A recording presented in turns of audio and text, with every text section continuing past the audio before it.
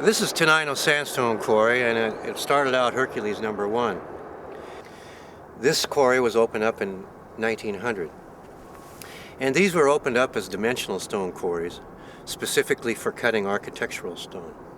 The slots were cut in a grid pattern. The stone was cut out with steam channelers. And the channeler had chompers, a series of 1.5-inch square pieces of steel that were in a bar in a set, and they'd go chomp chomp on an eccentric wheel, and it just moved along and pulverizing the stone at about 2 inches a pass. And then on the face of the stone over here, a series of feathers and wedges was put into the holes all along the bottom cut and hammered in, and then the split would run from the bottom of this open side to the bottom of the next cut. And then the whole long block can be lifted up in one individual piece.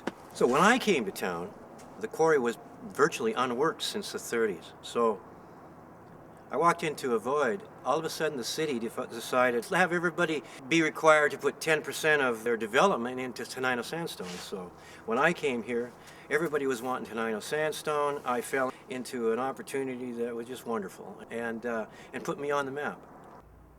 I like working in my shed where everything's familiar. I've got my tools and my conveniences. When I came here in '88, I learned from the 2 remaining stonecutters that were still alive in Tenino.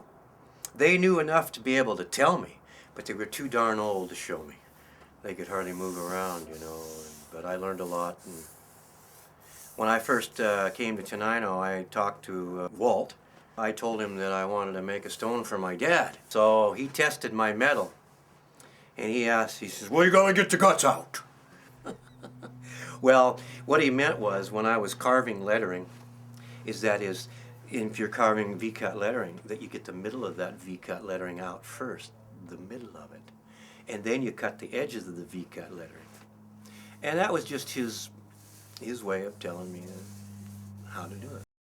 I got into a couple jobs like mortar and pestle downtown at the drugstore. It was the most challenging and the most difficult for my experience level at that time, and so I had to say, well, gee whiz, I can do that, I can do that. Golly, I can do that. How in the hell am I going to do that? How am I going to do that? I'd done 2 or 3 or 4 different projects up until that time, and I knew enough, or I didn't know enough, I guess, to get I was dumb enough to get myself, and that's what changed the color of my hair. This is a project that I'm working on for a private client here in Olympia, and it happens to be a reproduction of a sundial. What I did was I went to the site and photographed, measured this sundial to make a reproduction.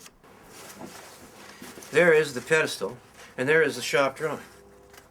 Now from this shop drawing, I can make templates, metal templates, in order to get the concave or the convex curves proper on this piece of stone. This template right here is for the point on this stone, from this point to right here. I didn't turn this on a lathe. And part of the beauty of it is that it's imperfect, and you can see through closer inspection that it is made by hand. And this is the uppermost third of this project, which is called the cap. What I want to do is I want to cut the underside of the base here so that it sets down over the top of the column. And then you work the point across the top, and you reduce the surface down. This Wilkinson stone contains a high degree of silica, which is renowned for silicosis, which is not a very healthful part of this business. I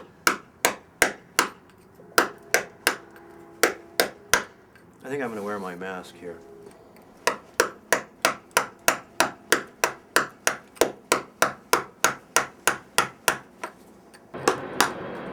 Okay, now that it's been pointed, I come back in with a tooth chisel.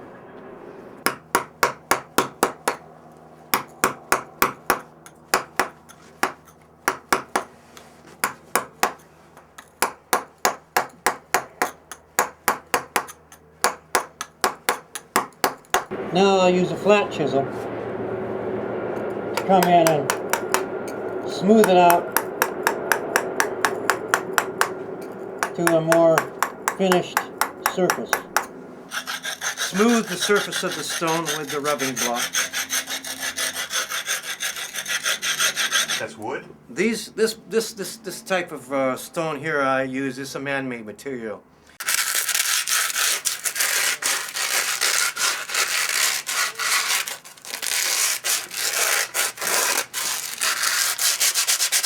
Okay.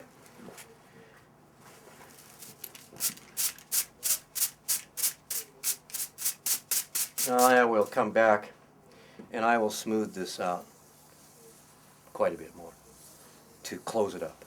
Close the grain up so that the water doesn't have as much of an opportunity to enter and deteriorate the stone.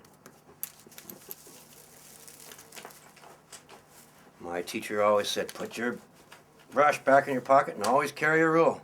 Before I take it to the client, I want to view it as it will be seen. And I want to be able to look at it and make some final adjustments. Really a fantastic day is when you deliver your projects and you see the client in his usually positive reception and happy demeanor when he sees it. And